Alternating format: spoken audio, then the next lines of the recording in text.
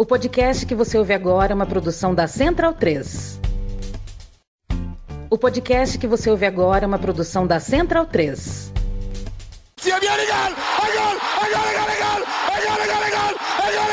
Parte Pirlo! ¡Qué vittoria!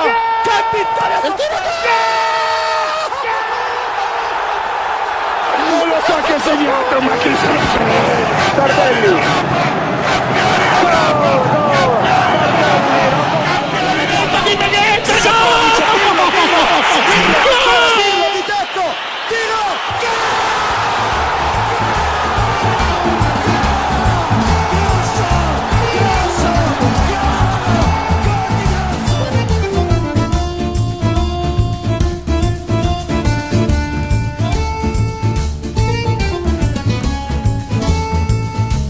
Olá a todos, sejam bem-vindos ao podcast da Cautiopédia, edição de número 4. Chegamos para falar de derby mais uma vez, né? Já falamos de derbys algumas vezes nessa curta vida da Cautiopédia, já falamos de Juventus e Nápoles, já falamos do derby della Madonnina e hoje vamos falar do derby do Piemonte, do derby de Turim, ou também, por que não, o derby della Mole. Vamos explicar inclusive a origem desse nome, né? Por que o derby della Mole? Alguns de vocês já sabem, mas quem está chegando no mundo do futebol italiano há pouco tempo talvez não saiba. Talvez não saiba, inclusive, da importância do derby entre Juventus e Torino, já que nos últimos anos o time do Torino não demonstra muita força, não é um adversário à altura, mas acreditem, tem muita história nesse derby e vocês vão ficar sabendo um pouco dessa história hoje. A gente vai falar também sobre Napoli, como é que o Napoli está conseguindo conciliar campeonato, Copa Liga dos Campeões. Quer dizer, Copa não, né? Copa não está conciliando, mas em algum momento da temporada conciliou. Mas como está conseguindo conciliar tão bem a Série A e a Liga dos Campeões, vamos falar sobre Inter, sobre Milan, sobre muita gente. Sempre lembrando que, como a gente já falou agora de Napoli e Liga dos Campeões, se você quiser saber sempre fresquinho de Liga dos Campeões, não só das equipes italianas, você ouça o podcast da Trivela aqui na Central 3, que acaba a rodada, os caras ligam o microfone e começam a falar e falam muito bem, falam muito bem, com muita propriedade, com garbo e elegância. Felipe Lobo, Leandro Yamin, Leandro Stein, Bruno Bonsante, recomendo bastante, sempre que você quiser saber sobre a Liga dos Campeões, vocês ouçam o podcast da Trivela aqui na Central 3. Mas voltando aqui ao Cautiopédia, vamos com o meu braço direito de sempre, Caio Bittencourt. Bom dia, boa tarde, boa noite, tudo bem? Alguma novidade desde o último programa? Rolou o carnaval já não tô mais naquele ânimo, né, do último programa. O último programa estava apontado para o céu, como diria Luxemburgo. Hoje já estou um tanto quanto comedido, Caio. Bom dia, boa tarde, boa noite.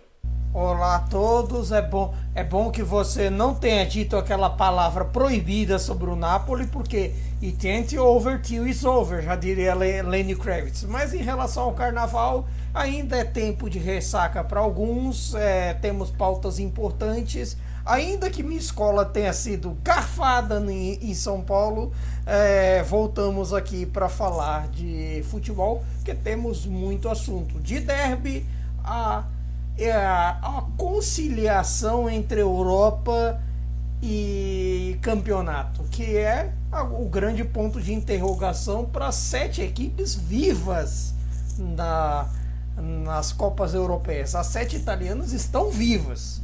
Até quem, por exemplo, a gente não dava nada. E precisamos dizer, a zica da Cautiopédia continua funcionando, né? Não, Arthur Cabral? Zica é uma palavra muito forte, né? Eu diria que a gente chama a atenção e surte um efeito danado, surte um baita efeito. Nelson Oliveira pode confirmar, não é isso, Nelson? A gente fala alguma coisa aqui e num toque de mágica a gente bota um pó de pirlim-pim-pim aqui e dá certo. Pois é, rapaz. Bom dia, boa tarde, boa noite para todo mundo que tá ouvindo a gente. Ainda tô com a voz um pouco carnavalesca, ainda aqueles efeitos da folia, né, que você fica, muitas vezes você pega uma gripezinha, ou qualquer outra virose do tipo, né? Então, ainda não tô com a voz perfeita, não. Mas, enfim, o Arthur Cabral que eu diga, né? Voltando ao assunto, ele teve uma partida impressionante, né? Contra o Braga, né? Começando a fazer gol de todo jeito, também já fez logo depois também contra o Verona, quatro jogos seguidos, né? Fazendo gols, desde que a gente chamou a atenção dele. O que mostra que ele é um ouvinte do nosso podcast, né? Eu gostaria de pensar que sim. E você falou que tá com a voz carnavalesca. A voz carnavalesca é do Milton Cunha. Você tá com uma voz cansada, né? A voz carnavalesca é aquela voz belíssima de Milton Cunha, o amado Milton Cunha. Mas vamos começar a falar então sobre tudo que eu prometi no começo aqui na cabeça do nosso programa, porque teve derby Della Mole e teve vitória da Juventus, o que se tornou um lugar comum, né? A tônica desse confronto recente é marcada quase que exclusivamente por vitórias da Juventus. E Nelson, eu vou começar jogando para você. Primeiro eu queria que você explicasse a origem, né, do nome, o que é o derby Della Mole, e explicar para o pessoal também que nem sempre foi assim, né? Que esse derby ele já foi mais igualitário, né? Já tivemos um derby parelho, e inclusive já tivemos épocas em que o derby pendia para o outro lado, né? Queria que você explicasse a origem e falasse desses tempos distantes. A Mole é um dos edifícios símbolos de Turim, né? É um edifício foi construído no final do século XIX, tem uma altura de 167 metros, né? É uma torre gigante que tem no centro de Turim. Então, assim como outros clássicos, como o de Gênova, por exemplo, né, que é chamado de Derby della Lanterna, a lanterna nada mais é do que o farol de Gênova, né? Então, você pega o símbolo da cidade, né, um edifício, símbolo ou uma característica simbólica da cidade, e coloca ela como o nome popular do derby, né? Então, é isso, simplesmente. É um edifício que já teve vários usos, né? Que hoje praticamente é um dos maiores pontos turísticos de Turim. Se você visitar Turim um dia, você com certeza passará ou entrará na Mole Antonelliana. Sobre o derby de Turim, mais especificamente, né? Sobre a parte futebolística dele, e também a parte um pouco de extracampo, né? Ele sempre teve uma importância muito grande para, obviamente, né, para o Torino. Hoje em dia você vai colocar o Torino como o pequeno frente à gigante, né, que seria a Juventus. Mas para a Juve ele também tem uma importância muito grande, porque Turim é uma cidade muito dividida em termos de torcida. Se a Juventus tem a maior torcida da Itália, em Turim isso é muito dividido, né? Há até quem diga que existem mais torcedores do Torino em Turim do que da Juventus. Isso não tem uma comprovação, né? Não existe uma pesquisa que a gente possa ter como confiável, mas o que a gente pode dizer com certeza é que é muito dividido o cenário de torcida em Turim. Então, quase toda a torcida do Torino está em Turim e em cidades dos arredores ali da capital do Piemonte. E então é um derby muito sentido pelos dois lados. Então, inclusive até a família Agnelli é frequentadora do derby, né? Sempre foi de mandar o seu principal expoente do momento para assistir o derby, porque é a família mais importante de Turim e uma das mais importantes da Itália. Mas curiosamente dessa vez, curiosamente nem tanto, né? Se a gente for olhar os últimos acontecimentos, não houve nenhum representante da família no derby dessa terça-feira, que a Juve venceu. O André ele sumiu, né, do panorama do clube depois de que ele se demitiu da presidência e de todo o escândalo de fraude fiscal que o clube está envolvido no momento. Hoje, quando a gente está gravando, é terça-feira, né, o Agnelli ele entrou com recurso no Comitê Olímpico Italiano para rever a punição que ele sofreu da justiça desportiva, a punição individual. A Juventus também entrou hoje com o recurso. Enfim, mesmo o lado da família Elkann, que enfim, são descendentes do Agnelli, né, mas o sobrenome é diferente porque enfim, um parêntese aqui, na Itália, até os dias de hoje, os sobrenomes são definidos pela linhagem paterna, né? Então, como eles são filhos de Margherita Agnelli com Alain Elkann, eles ficam com o sobrenome Elkann, mas eles são descendentes diretos do Gianni Agnelli e do Giovanni Agnelli, que é o patriarca mor, né, da família. Mas enfim, nem esses estavam lá no derby dessa vez. E enfim, o derby sempre teve importância porque ele também sempre foi equilibrado, né? Até basicamente a década de 90.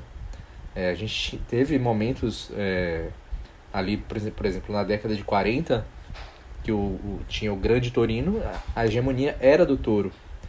E isso se manteve assim em termos de equilíbrio durante bastante tempo. Década de 50, 60, a gente tinha equilíbrio. Década de 70, quando o Torino foi campeão italiano pela última vez, a gente também tinha bastante equilíbrio.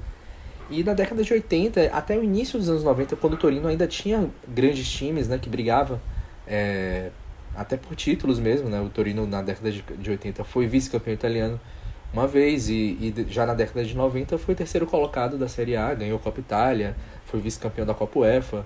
Enfim, era um confronto bastante equilibrado. Porém, o Torino entrou em decadência financeira e isso aí se perdeu, né? A gente vê que desde 95 o Torino só venceu uma vez o clássico, né? Então, isso mudou bastante, mas não foi sempre assim. E Caio, você já pode falar do jogo de hoje, mas eu queria só, porque eu gosto dessas histórias mais diferentes, né?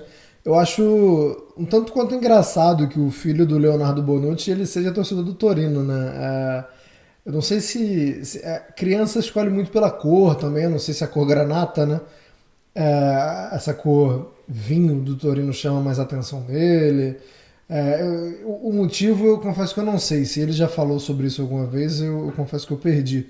Mas o filho do Leonardo Bonucci, que é o capitão da Juventus, torce pro Torino e eu acho isso o máximo.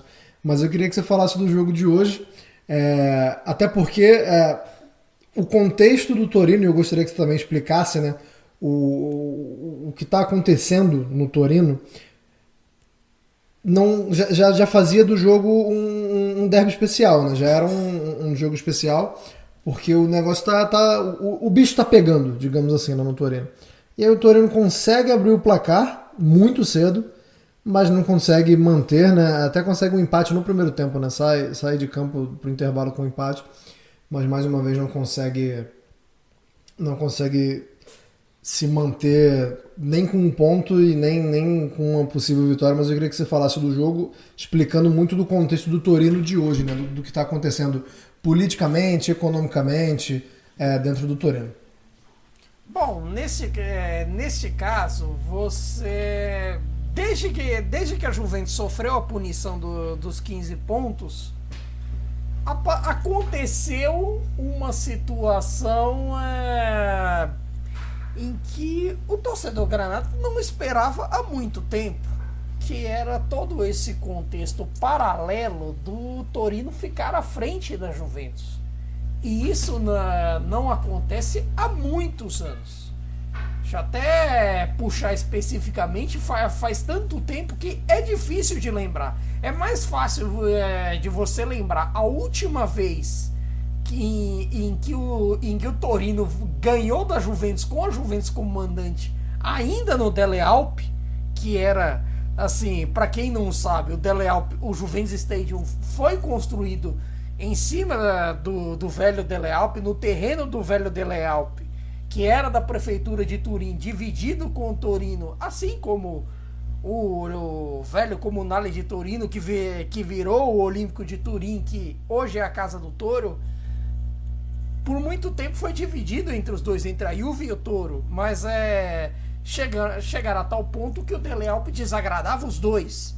E aí a prefeitura de Turim, vendo que tinha uma bomba sobre as mãos, entregou o estádio, assim, o terreno do estádio para a Juventus poder construir o seu estádio em uma região meio para fora da cidade, em uma região não muito benquista, e o estádio anterior, vale dizer, que também não era muito bem quisto em vista das arquibancadas serem longe do campo, ser um estádio frio, de não servir para a torcida da Juventus, tampouco para o Toro.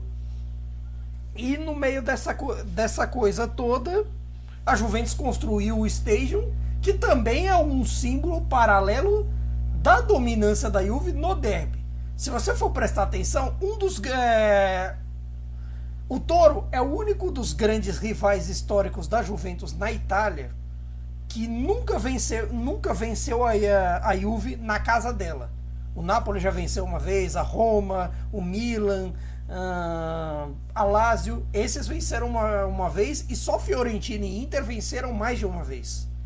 Fiorentina em 2014-15 na Copa e em 2021, e a Inter naquela famosa vitória de 12-13 que tirou os 49 jogos de invencibilidade da Juve, que vinha até ali, e na temporada passada. No meio desse contexto todo, talvez pro Torino sempre significa bastante esse derby como uma chance de tentar equilibrar as coisas, de tentar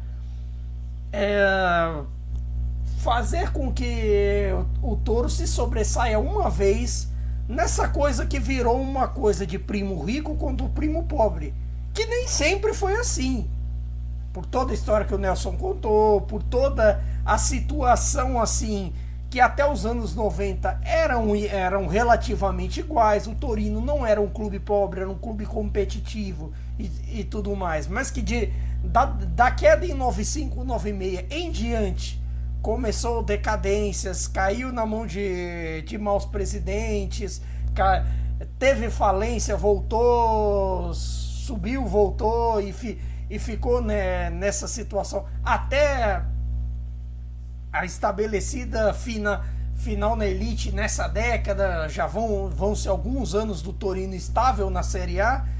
Virou uma coisa, uma oportunidade do Toro tentar tirar uma casquinha da Juve.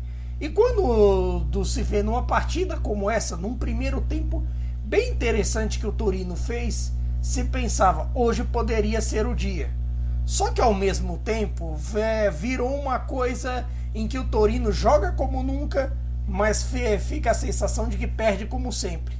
Porque ao mesmo tempo que fez um primeiro tempo desse muito bom, com boa atuação do Caramò, com muito boa atuação do Illich, que vem sendo um dos bons jogadores do Toro nessa temporada, e até mesmo do Sanabria, que é um atacante que, assim, embora colabore muito bem para o sistema do Juric, que é interessante, que é uma das razões pela qual o Toro compete pela vaga na Conference League neste momento, o Sanabria não é ainda aquele cara que te garanta muitos gols.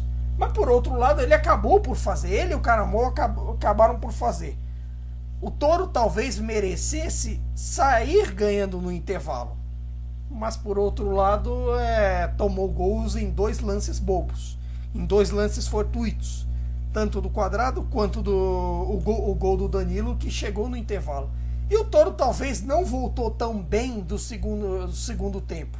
Já teve oportunidades logo de cara para a Juve estar à frente, logo depois que voltou no intervalo, quando o Vlahovic perde um cara a cara e tudo mais. Lógico que a força da Juve aumentou principalmente depois do retorno do Pogba aos gramados, que pode ser uma boa notícia para a Juve, de todo o volume que a Juve imprimiu naquele momento.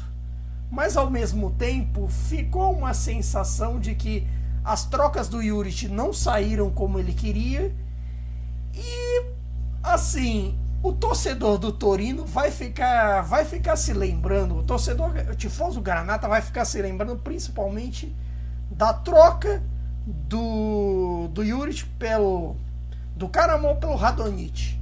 Principalmente porque o Radonjic foi criticado à beça pelo Juric depois do jogo, em que ele incrivelmente foi substituído 16 minutos após eu entrar. Ah, mas ele foi muito cruel?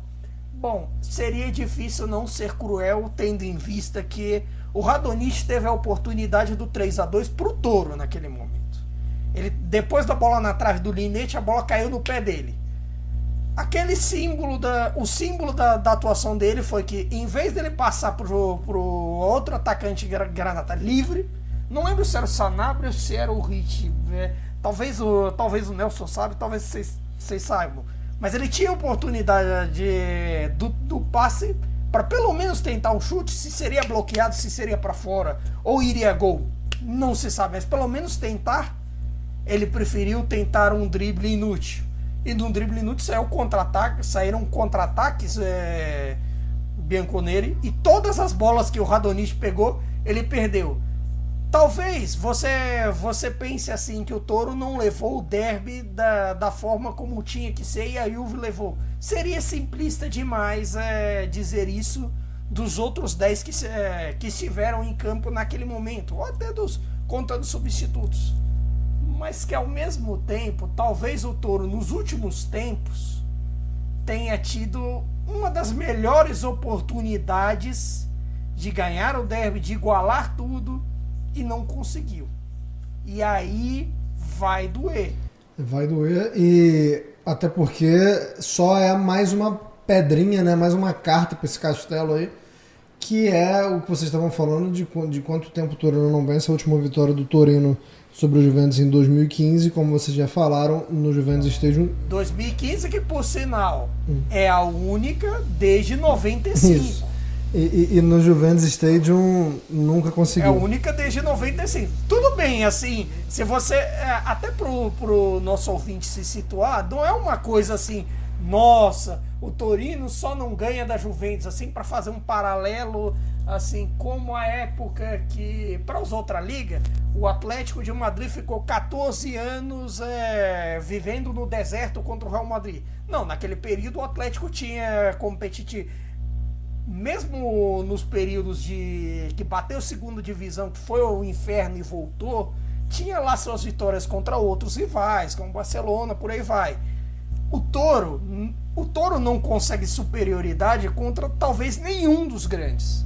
São vitórias isoladas e, assim, em temporadas boas. Temos que ficar lembrando de temporadas como 14-15, que foi a última temporada em que o Toro efetivamente jogou a Europa League, por exemplo, para poder contar histórias. O Juric tenta fazer isso, tenta trazer o Torino de volta para as Copas Europeias, principalmente com uma Conference visível. Mas, assim, pensando até no que vem com a Juventus na temporada e com todo o negócio, talvez eles tenham que torcer por outra coisa com relação à Juventus e se garantir também na luta contra a Bolonha e o Udinese. Torcer por outra coisa, eu digo punições da UEFA, punições da Liga. E desde 2015, que foi a última vitória do Torino, a Juventus já venceu o Torino, contando com o jogo de hoje, 4 vezes em 4 oportunidades, marcando 4 gols, né? Então é uma constante, né? A Juventus conseguir vazar bastante o Torino. Nelson, eu queria que você focasse, tirasse também do jogo de hoje, mas não somente do jogo de hoje, o que a Juventus fez de positivo e de negativo, que a gente pode tentar fazer uma associação com a Juventus da Europa, né? A Juventus na Europa, em 2 jogos contra o Nantes, por exemplo, foi muito diferente, né? A gente viu, sem querer recorrer ao clichê, mas já recorrendo, viu 2 times, né? Viu a Juventus mal, jogando na Itália e apenas empatando. E eu não vou nem dizer que a gente viu uma Juventus muito bem na França, porque a gente viu um Di Maria, né? A gente viu uma exibição de gala, o Di Maria pegando a bola, botando debaixo do braço e resolvendo tudo. Mas eu queria que você falasse da projeção europeia, até porque teve sorteio, e o que o torcedor do Juventus pode esperar, e principalmente tentando tirar o jogo de hoje como um parâmetro. Antes, só te corrigindo, foram 5 vezes que ganhou de 4-0, com 4 gols do Torino, contando com hoje, depois daquela vitória de 2015. O que eu acho que de mais importante a Juventus pode tirar é o jogo pelas laterais. Hoje o Kostic deu 2 assistências, né? E o Quadrado também apareceu para marcar um gol. Enfim, o Quadrado nos derbys de Turim é uma verdadeira entidade, né? Já participou de 10 gols em 10 jogos. Então, é um cara que sempre marca presença. Eu acho que o principal é isso. O primeiro tempo da Juventus foi um primeiro tempo exatamente de negação dos bons momentos dela, né? Ela conseguiu reagir. Isso foi importante. Mas a solidez defensiva que a Juve mostrou durante muitos momentos nessa temporada se perdeu, né? O Bremer, por exemplo, falhou nos dos dois primeiros gols. E aí depois eles se recuperam no segundo tempo, até faz um gol e tudo mais. Então eu acho que as coisas mais importantes que o torcedor da Juventus pode se apegar é o jogo pelas laterais e a fase do Danilo, que é muito boa. Até diria que tá ali entre os 3 jogadores mais regulares da Juventus hoje em dia. É uma certeza do time, né? E... Enfim, se a gente for olhar, a Juventus, sem a punição, ela seria vice-líder do campeonato, né? Estaria à frente da Inter e do Milan. Então, teria 50 pontos, né? Inter e Milan, nesse momento, tem 47. Então, acho que o que se coloca aí é a força defensiva também. A Juve tem a segunda melhor defesa da Série A.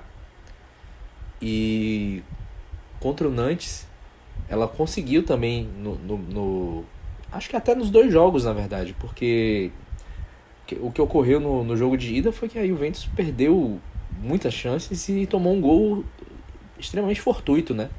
Tinha o jogo na mão, podia ter decidido a eliminatória em Turim já. Então depois o Di Maria foi lá e resolveu, mas a Juve não sofreu praticamente nada frente ao Nantes, né? Agora o adversário das oitavas de final é bem mais complicado, né? O Freiburg, que está fazendo uma boa Bundesliga.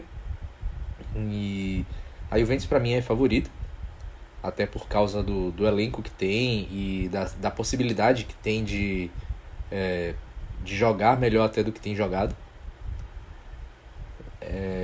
Mas é isso, eu acho que o torcedor da Juventus agora pode voltar até um pouco de lua de mel com o time, né? A Juventus provavelmente vai terminar no mínimo na 7ª posição na Série A.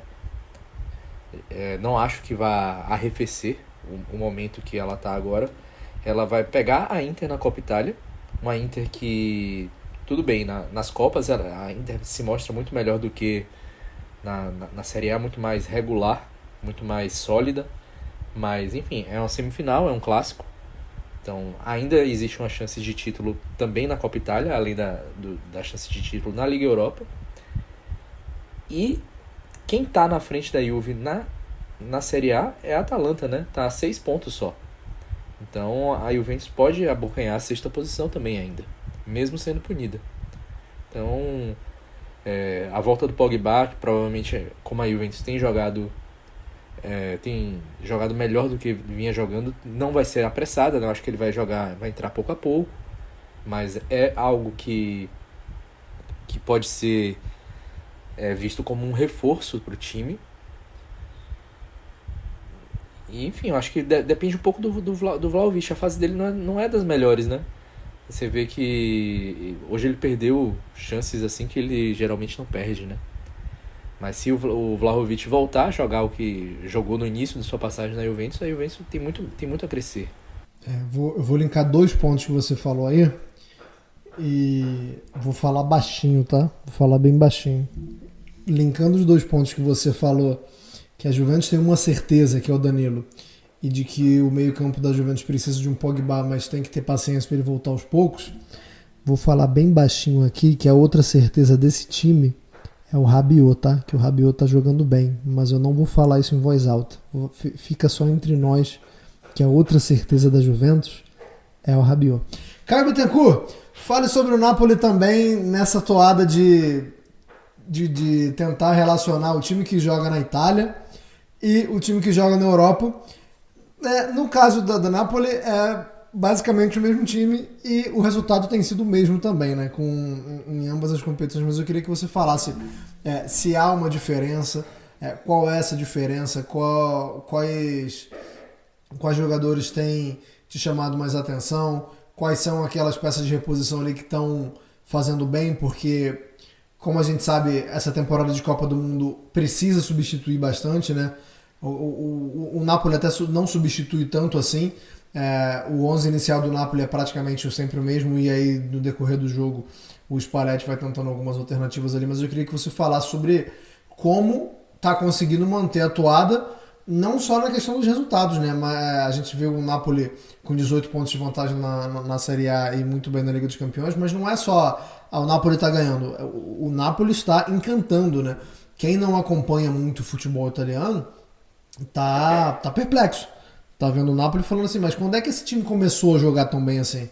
O Caio Bittencourt vai explicar agora. Não, assim, é até curioso pensar assim que o time seja o mesmo, porque muita gente esperava que de repente começasse a dividir entre a Série A e a Champions League, de repente rodasse mais o time. E no fim das contas, as rotações que estão acontecendo são as rotações mais óbvias, que são casos entre o Mário Rui e o Oliveira na lateral esquerda. Tudo bem que às vezes assim, o Mário Rui pode alternar atuações fantásticas, como contra o Eintracht Frankfurt, como atuações de um completo tonto, como foi contra o Empoli, quando ele resolve do nada acertar as partes íntimas do nosso glorioso Titio Caputo contra o Empoli. Aí tem também a eterna dualidade entre o Lozano e o Politano, e no fim das contas, exceto pelo Raspadori, que não tem estado nos últimos jogos por conta de uma lesão, uma pena, no fim das contas acho que todo mundo anda jogando ultimamente. Tá conseguindo até conciliar o elenco de forma assim com que os jogadores que menos atuam estejam atuando. Que menos atuem assim, que não sejam titulares de ofício. Mas assim, o Napoli hoje você pode perceber que tem os seus 12º, 13º jogadores, os atletas que sempre entram, como Elmas, o Ndombele, o Cholito Simeone, que assim, talvez não são da mesma qualidade dos titulares, mas que desempenham alguma coisinha ali, tem as suas virtudes, os seus defeitos, no caso, por exemplo, do Ndombele, que eu acho que é o fator que destoa pra caramba, mas ao mesmo tempo, até nessa questão da conciliação do elenco e também em vista ao elenco que veio da Copa do Mundo, os poucos convocados, se você for parar para pensar, porque tecnicamente os jogadores que tiveram mais dificuldade de pegar no tranco nessa temporada até aqui foram justamente os que voltaram da Copa do Mundo. Exceto pelo Oliveira, que acabou voltando cedo e tudo mais, o Kim Min-jae teve alguns probleminhas ali no começo, os primeiros jogos em janeiro, que eu até disse aqui, deu uma cornetadinha e tudo mais, mas aos poucos foi tomando desempenho. O Anguissa, mesma coisa. O Lozano é aquela coisa, o Lozano em Champions League, a atuação dele contra o Frankfurt foi maravilhosa, uma das melhores que ele fez no Napoli, por exemplo. Mas assim, às vezes o Lozano também é meio sujeito a tempestades e meio assim como o concorrente dele de posição, Politano também. E a mesma coisa eu digo para o Zielinski, que ainda não voltou no ritmo ideal pós-Copa do Mundo e não está no mesmo desempenho. Porque o que a gente pensa de desempenho do Napoli é o coletivo, é a qualidade do coletivo, e principalmente a qualidade de dois caras que mudam essa função toda do elenco, que inventam jogadas, que podem inventar jogadas até num dia horrível. Por exemplo, Kvaratskhelia, a partida dele contra o Frankfurt estava totalmente irregular, pênalti perdido, gol cara a cara que não costuma perder. Se vê assim, o cara vinha de uma partida anterior com o Sassuolo, que ele marca um dos gols mais bonitos dessa passagem dele pelo Napoli. E assim, ele inventa numa troca de passe belo passe de calcanhar pro Di Lorenzo fazer. Isso é uma coisa que, assim, que tem o diferencial. A inventividade de mudar o jogo quando tudo tá difícil. E o fator Osimhen, que é fundamental na fase que ele está, nas questões que ele está. Claro que, assim, podemos logo chegar na temporada na fase que historicamente nas 2 temporadas em que ele disputou pelo Napoli até aqui, ele teve um pouco de, vamos dizer em um bom italiano, fatica, um pouco de dificuldade nos grandes jogos. Mas em vista ao desempenho, talvez se possa sonhar com um desempenho melhor do Osimhen nesses tipos de duelos, até em vista do que já apresentou até aqui. Questão de manter a toada. A questão do Napoli muitas vezes, e até nesse campeonato e também na Champions League, em alguns momentos será lutar contra si mesmo, contra a questão da ansiedade, contra a questão do que esse time mesmo já fez até aqui e do que pode fazer, que é sempre num contexto de futebol de elite, num contexto de desempenho de elite, você sempre vai acabar pensando em formas de como melhorar, em formas como ser melhor que você mesmo foi no passado. E acho que esse será um dos grandes desafios do Napoli nessa temporada. Claro, não só o Napoli em si. Como o Pep Guardiola diz, também tem outro time em campo.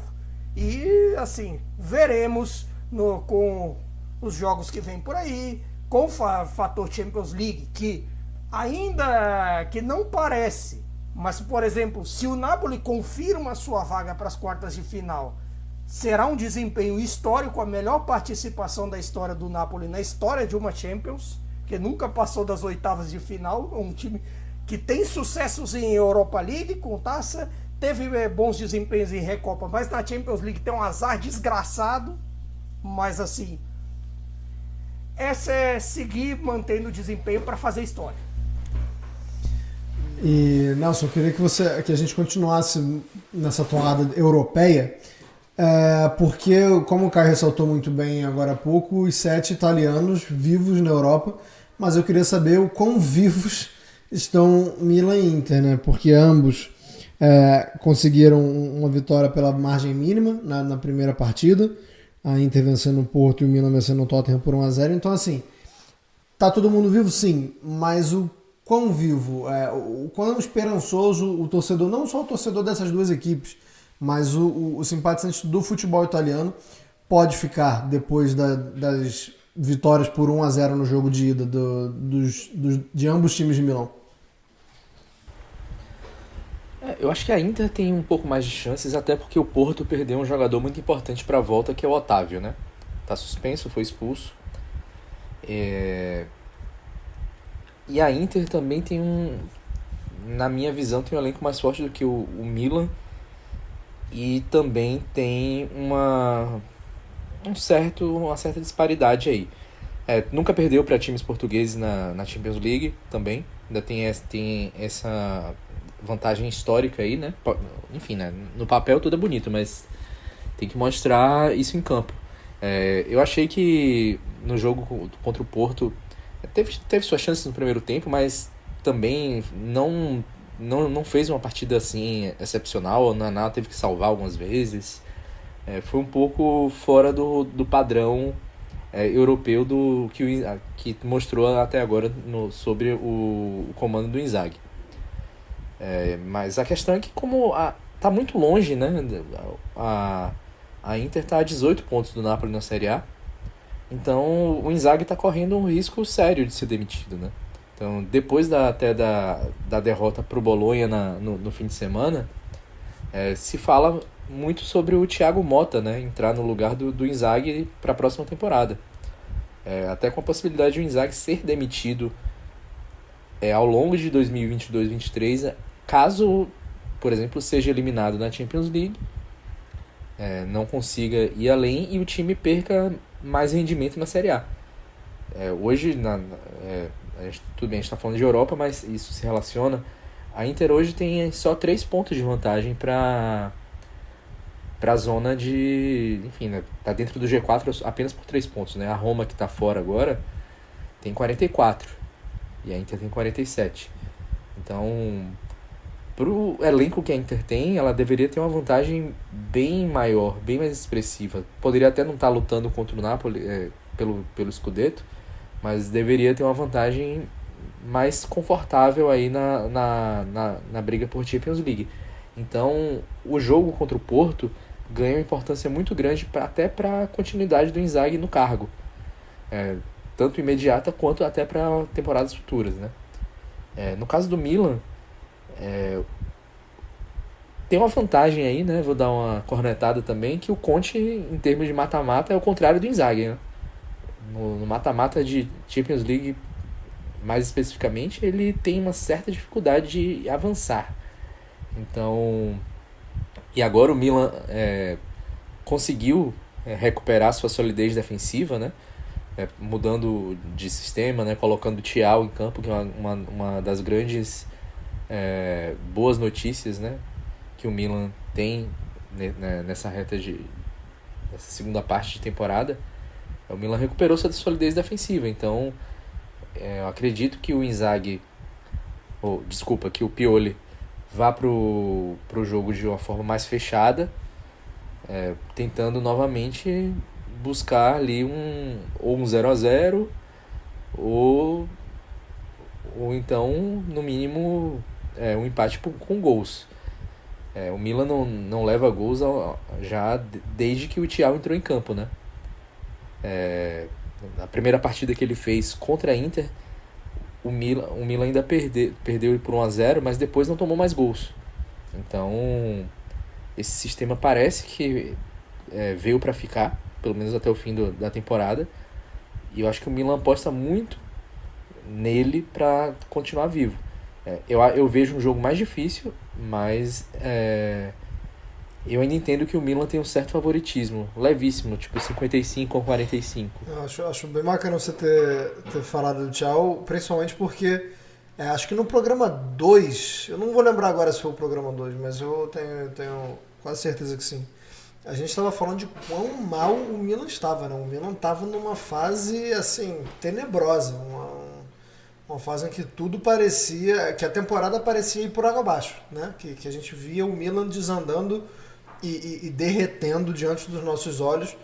E é importante você falar que voltou essa solidez e que muito provavelmente é o fator que faz com que a gente acredite que o Milan não vai quebrar a corrente de italianos na Europa, corrente essa que também tem Roma e Lazio.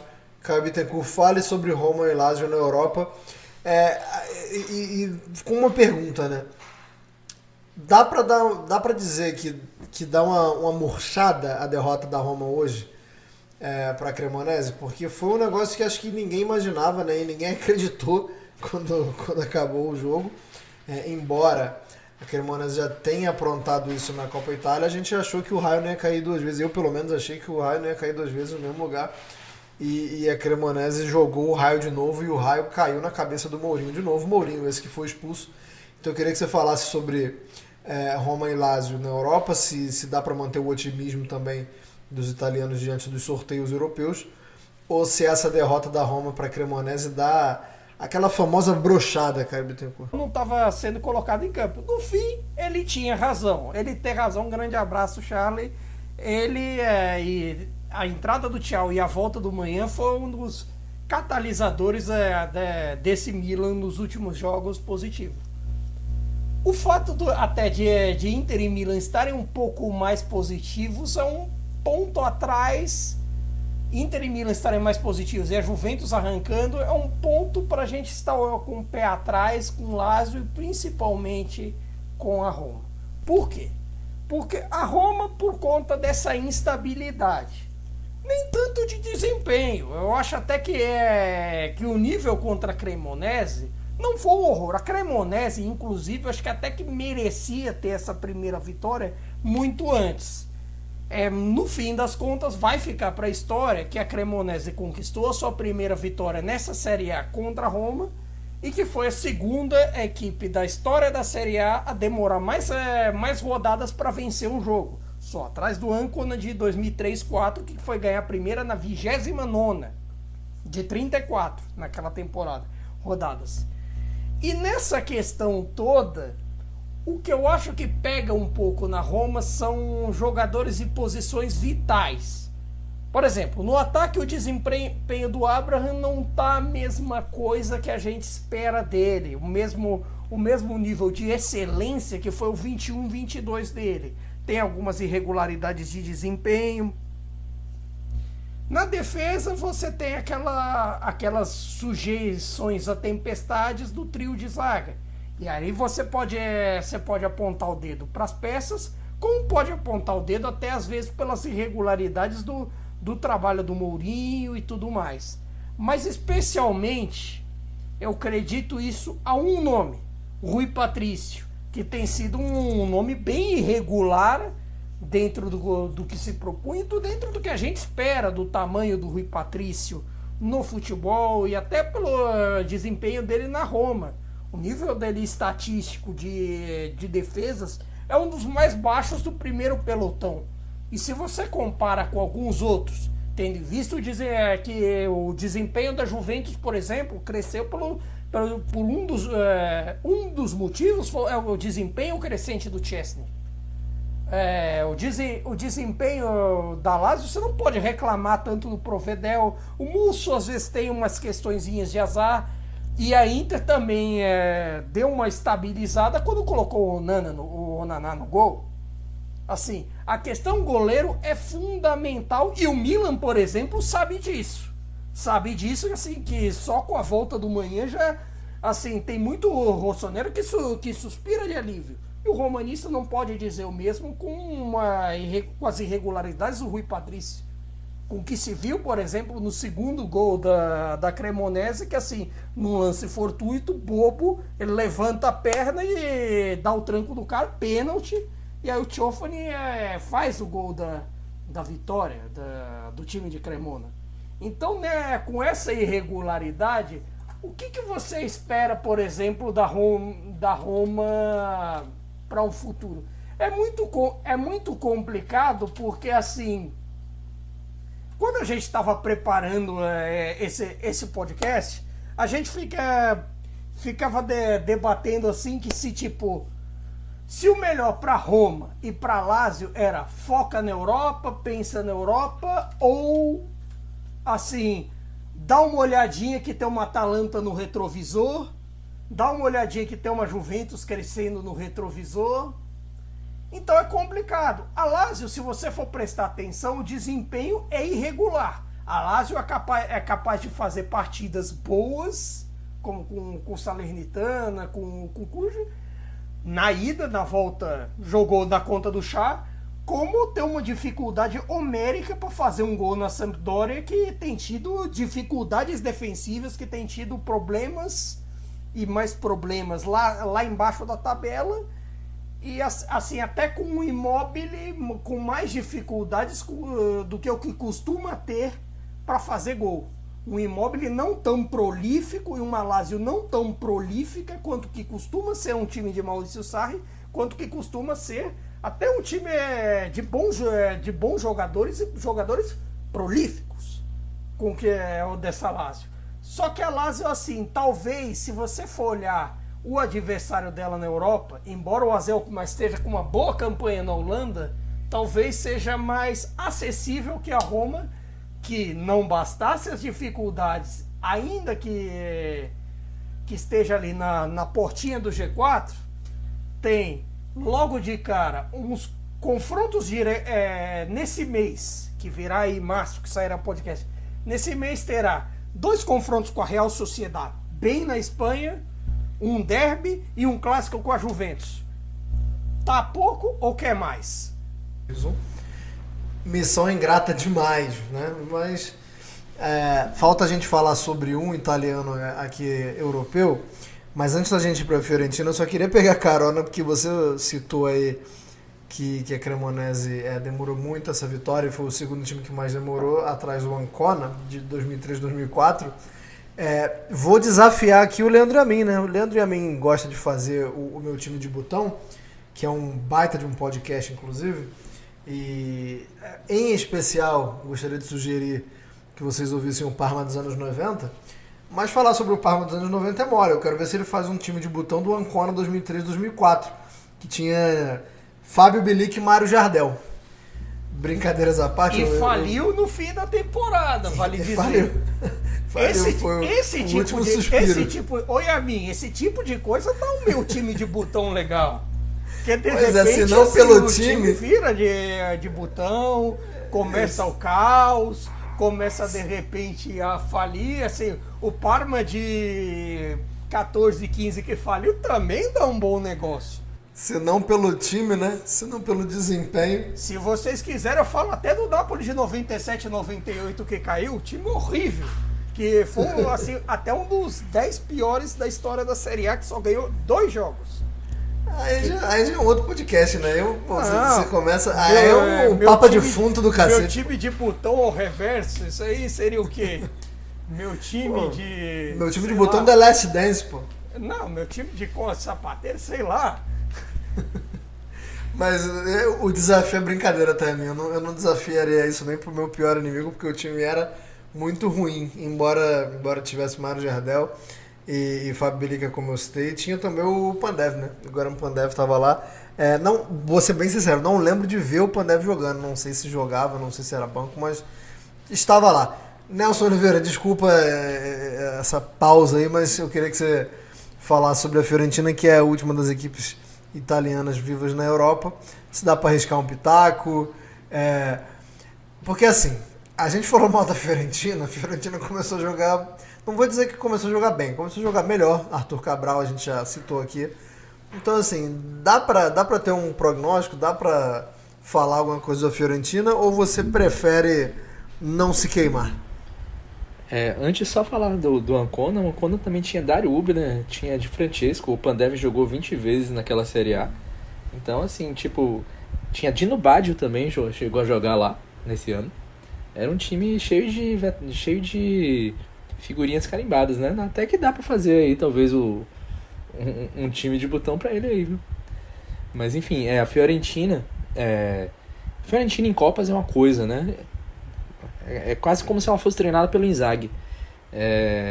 Nas Copas, a Fiorentina, por exemplo, na última temporada já foi semifinalista da Copa Itália. Nessa temporada é novamente semifinalista da Copa Itália e pega a Cremonese. Então, é um confronto que, na teoria, obviamente, tendo em vista o que a Cremonese já fez na Copa Itália, em que ela é favorita. Então, a gente pode ver a Fiorentina finalista da Copa Itália novamente. E na Liga Conferência, ela tem uma vantagem assim bastante grande sobre o Sivasspor nesse confronto. Não tem o que dizer. O Sivasspor está lutando contra o rebaixamento no campeonato turco. Enfim, a Turquia passa por um problema humanitário muito grande. Isso com certeza mexeu com os jogadores do time. Por mais que a cidade em que o Sivasspor está localizado não tenha sofrido de forma severa com terremoto, nem nada do tipo, mas enfim, provavelmente Sivasspor não está priorizando a Conference League, porque precisa se salvar em seu próprio campeonato. Mas é o que você falou, a Fiorentina ela não tem jogado exatamente bem.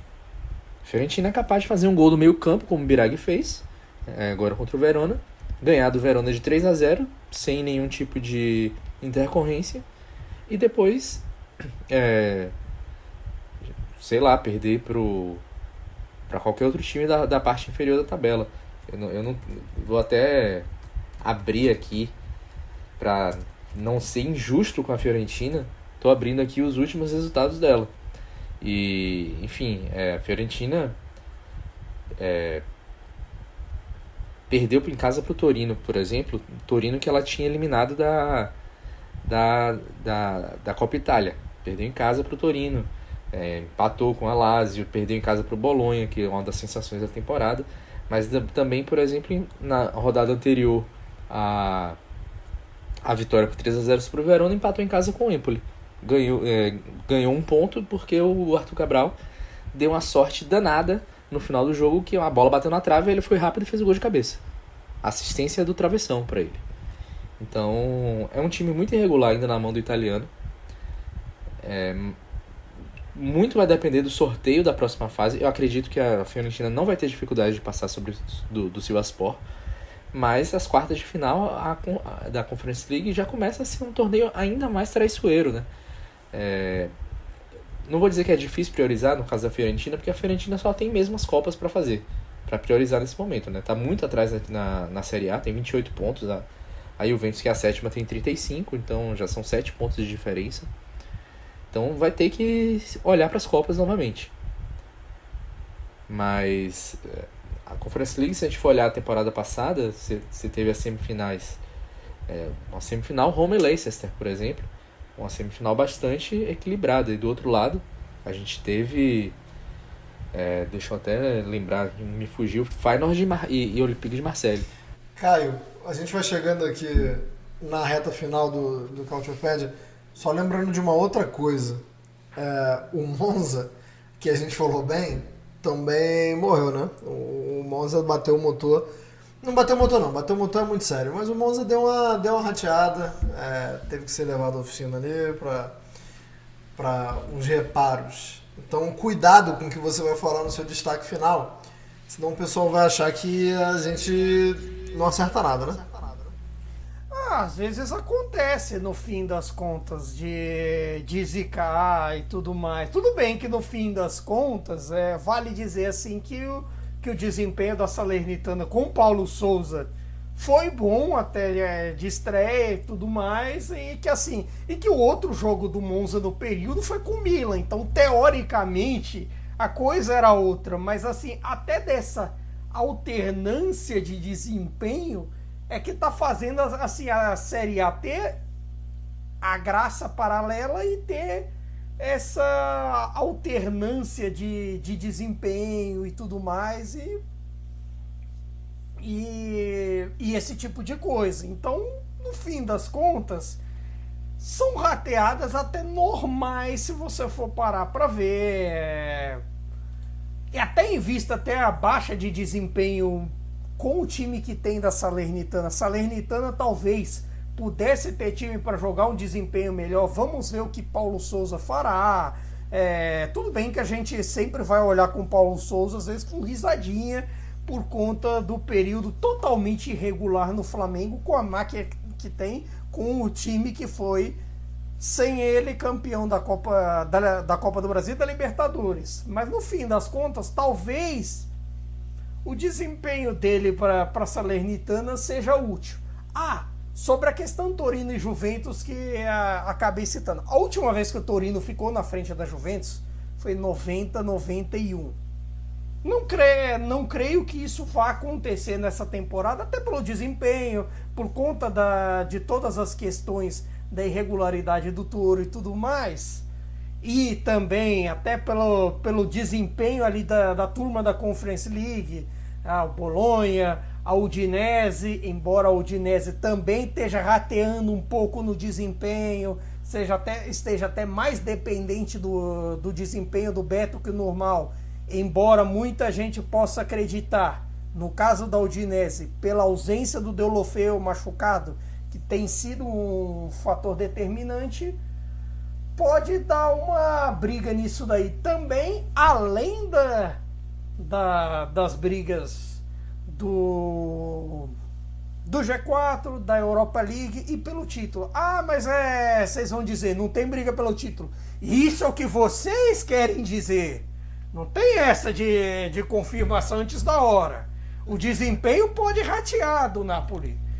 Pode ratear, eu estou fazendo alertas. Alertas com o que pode acontecer, com o que não pode acontecer também, porque é a nossa função nesse podcast antecipar tendências, mesmo que às vezes por linhas tortas. Ou pode dizer também que o Napoli melhora de desempenho, nunca se sabe. Eu vou te responder homenageando o saudoso Gilson Ricardo, que faleceu há pouco tempo, né, um ícone da Rádio Carioca, que gostava muito de usar essa frase. Para com isso! É Nelson óbvio. Oliveira.